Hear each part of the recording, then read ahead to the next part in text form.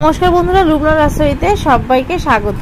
আজকে আমি তৈরি করে দেখাচ্ছি একটা খুব সুন্দর রেসিপি, সেটা হচ্ছে নিরামিষ মুগেশ্বরী পটল। এটা যে কোনো গরম ভাত বা পরোটা রুটির সাথে খুবই ভালো লাগে। চলুন আমি কিভাবে এই রেসিপিটা করেছি সেটা দেখিয়ে নিই।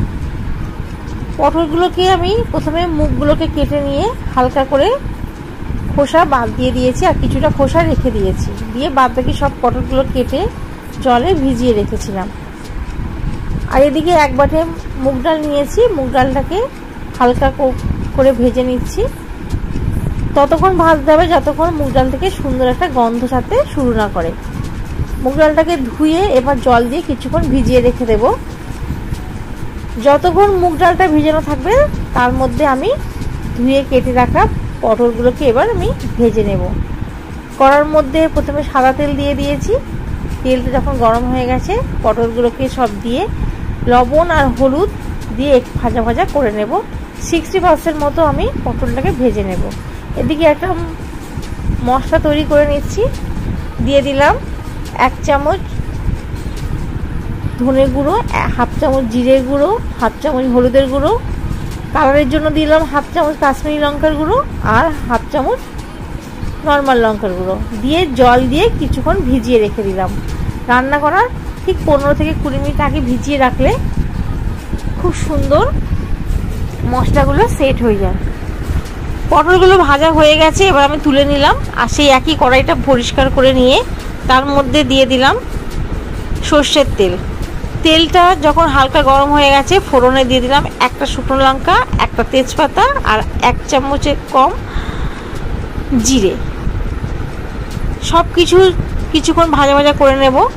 যখন একটা সুন্দর গন্ধ ছাড়তে শুরু করবে তখন তার মধ্যে দিয়ে দিলাম 1 চামচ আদা কুচি, মানে আমি এই আদাটাকে গ্রেট করে নিয়েছি।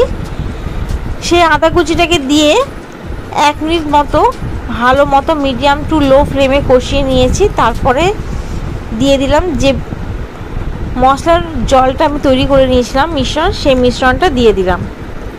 দিয়ে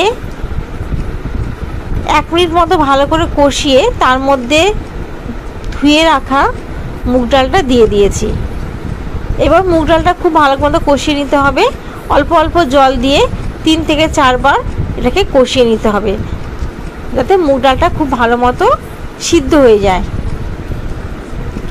আমি মাঝখানে 2 বার ঢাকনা খুলে নেড়ে দিয়েছি আর অল্প অল্প জলও অ্যাড করে দিয়েছিলাম। মুগ ডালটা এবার ভালো মতো কষিয়ে নিচ্ছি।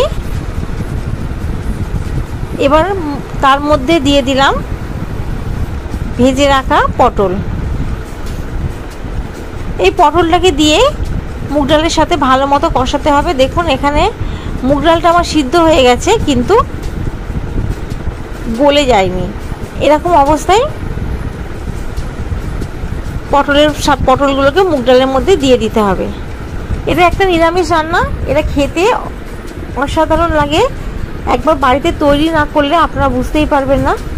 এবার এর মধ্যে দিয়ে দিলাম পরিমাণ মতো লবণ। যেহেতু এটা নিরামিষ রান্না একটু মিষ্টি মিষ্টি ভালো লাগে, তার জন্য দিয়ে দিলাম 1 চামচ চিনি। চিনিটা যে যার পছন্দ মতো দেবেন। তেজপাতাটা তুলে ফেলে দিলাম।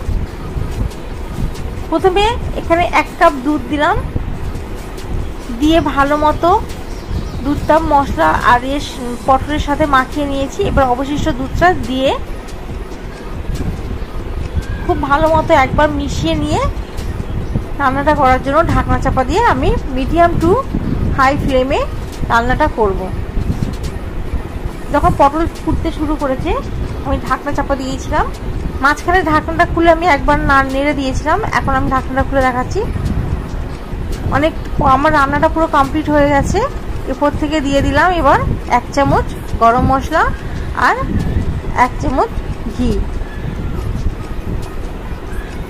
যদি এই রেসিপিটা আপনার ভালো লেগে থাকে তাহলে অবশ্যই আমার চ্যানেলকে সাবস্ক্রাইব করবেন, পাশে থাকা বেল আইকনটি প্রেস করবেন নিত্য নতুন রেসিপি নোটিফিকেশন পৌঁছে যাওয়ার জন্য। লাইক, কমেন্ট এবং শেয়ার করার অনুরোধ রইল। একবার হলেও তৈরি করে দেখে নিতে পারেন। এটা একটা অপূর্ব সুন্দর রান্না। আগে তাহলে এই পর্যন্ত, আবারও ফিরে আসবো নতুন কোনো ভিডিও নিয়ে। ততক্ষণের জন্য ভালো থাকবেন, সুস্থ থাকবেন।